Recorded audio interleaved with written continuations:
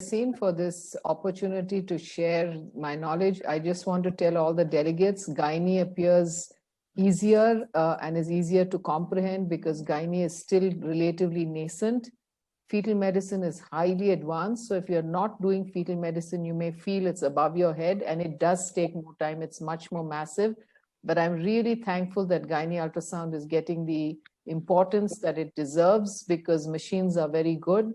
Every woman's life is also very precious, just like the baby's life. And she is most women are pillars of support at home. And I think picking up early malignancies are absolute duty. And I'm also extremely thankful to the IOTA group for this fantastic models that they've come out with, which has helped women world over.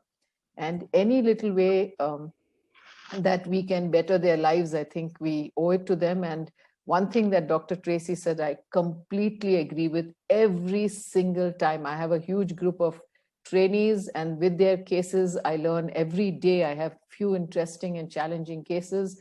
There's no end to learning.